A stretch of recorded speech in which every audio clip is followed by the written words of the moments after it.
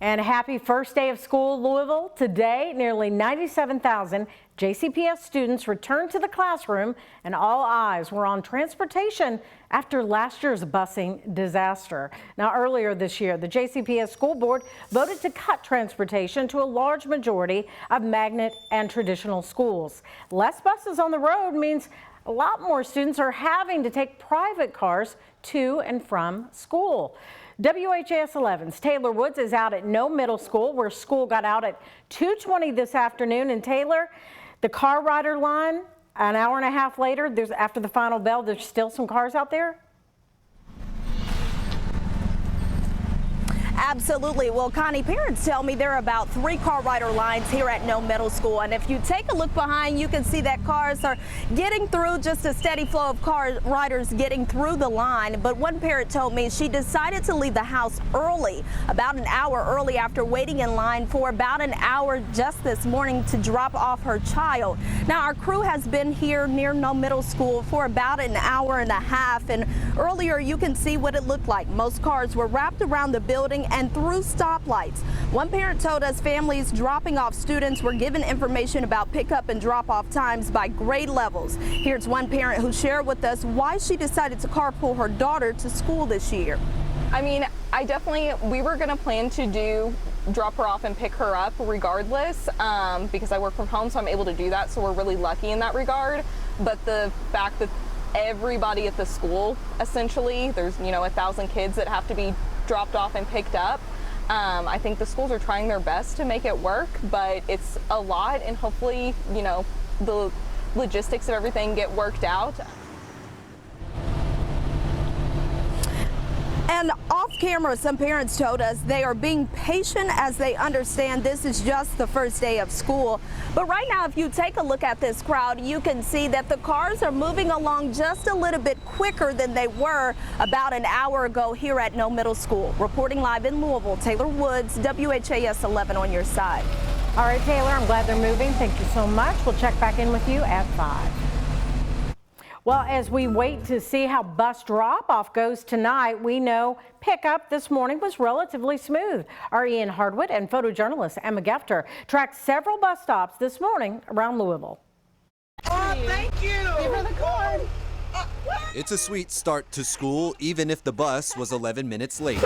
Mindy Amos sent off her first grader in Douglas Hills with M&Ms and a note to their driver. We do that every year. We like to give the bus driver a treat because I feel like the bus drivers have one of the hardest jobs in JCPS. So she understands that the bus ran a little late, especially on the first day of school. Somehow it showed up earlier during the disastrous day 1 in 2023. We were on time last year and it's a little late this year, but it's not excessively late.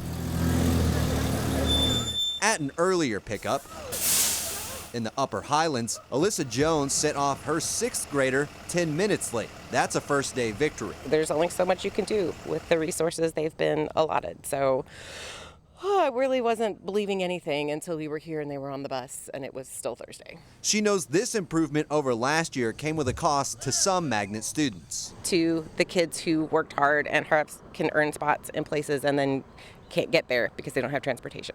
While the district is looking to restore some of those cut magnet routes with former TARC drivers, the Fairdale bus stop we saw ran 2 buses on time around 6:30 a.m. Former bus driver Jamie Owen gave props to her ex-coworkers for a smooth pickup and to the district for their bus overhaul. Everybody's in their compound areas instead of going all over the city, so it was on time, and I'm actually pretty confident about it.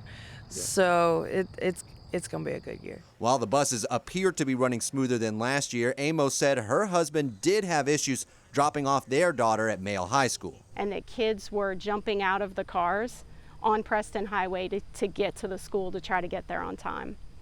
So my daughter was late. I think she was about 15 to 20 minutes late to school because he did stay in the car rider line and she stayed in the car. Male was one of the schools whose transportation was cut in the new busing plan.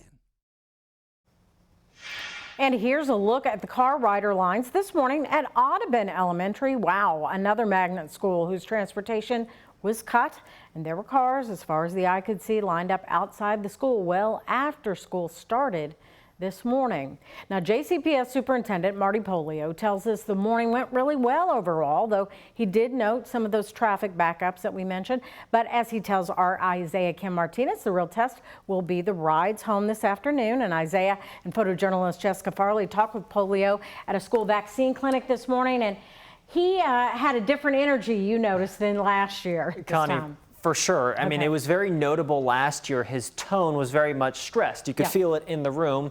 To some degree, that's understandable. But today it was evident the superintendent was noticeably calm answering questions, including when I asked for him to take a quick look back. Can you compare this moment, how you're feeling right now, to this exact point last year in the morning? How would you compare? You know, it was evident by about this time that we were going to have some issues in the afternoon. I didn't know how large it was going to be, but I did not have a good feel at this time a year ago. And then now? Yeah, I feel good. I mean, you know, and I'm going to be clear, this is, for anyone who works in a school, this is a very difficult process. The pressure is certainly on JCPS Superintendent Marty Polio to deliver on this first day back. First day? Not just to improve on last year, but to show they've made the right changes. In the midst of our interview, hello, newcomer. I hope you're having a great day. At this time, please take a moment to check anybody that needs transportation verification. a sign of approval. There you go, good. Polio appearing calm as he gave us a report of the morning commute for both bus and car riders. It's gone really well so far. I mean, the buses, for the most part, have been on time, going by schedule. He did confirm some traffic issues like these drop-off lines we saw this morning outside Audubon Traditional Elementary, seeing more cars as one of several schools that had bus transportation cut. That is probably the biggest adjustments from the morning we're going to have to make is some traffic flow. Which one saw backups from the magnet perspective? From my understanding, I think Mayo High School had the largest backup. I've heard that was very good at some of our other schools. But Polio noting it's easier to get kids to school than back home. It is the hardest part about it, but I feel good that we're going to have a good afternoon. Coming up later tonight, we'll hear from one parent who, to start the year, is already feeling some of the strain from those bus transportation cuts. Her story right here at 6. Connie. All right, looking forward to it. Thanks, Isaiah.